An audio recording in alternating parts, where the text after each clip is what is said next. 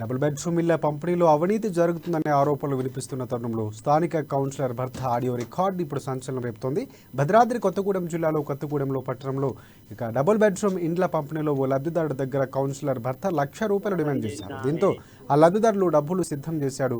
అయినా కానీ లాటరీలో తమ పేరు రాకపోవడంతో చనిపోతానంటూ లబ్ధిదారులు ఆవేదన వ్యక్తం చేశాడు. కౌన్సిలర్ భర్త బాధితుడి మధ్య ఫోన్ సంభాషణ ఆడియో ప్రస్తుతం వైరల్గా మారింది.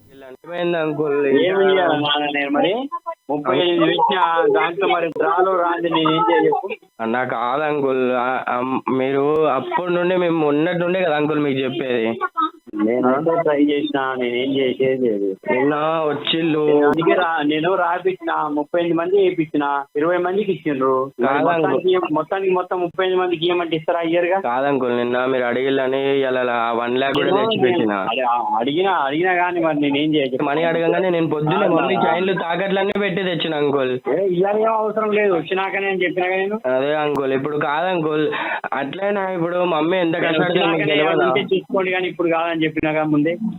కాదంకుల్, ఇప్పుడైతే మీరైతే నేను ఎంతగానో అడిగినా మీకు తెలియదు అంకుల్, మీతోనే ఉండే ఎలక్షన్ అప్పుడు. నేను చేసి నాకు ఏమన్నా డ్రా చేస్తే నేనేం చేస్తా? పెట్టినావు మరి రేష్మ పేరు లేని రేష్మ పేరు ఎందుకు పెట్టినావు? నా పేరు నేను ఇయ్యనన్నావా? ఎందుకు నా పేరు తీసేసినావు? నా పేరు ఎందుకు పెట్టాలి? నాకు ఆమె ఇంటికి వచ్చి ఉర్రుతుంది, ఏడుస్తుంది. అరే నేను చేసింది కాదు కదా, డ్రాలో పడేసిన లిస్ట్ లో పేరు లేదని ఎవరు చెప్పిన మరి ఉంది. అది నాకెందుకు ఇయ్యాలి? వాళ్ళకి ఇస్తే ఎవరైనా అడుగు ఎందుకు ఇయ్యలేదు. నాకెందుకు ఇయ్యాలి? రేపు ఎంఆర్ దగ్గర పోతాలి.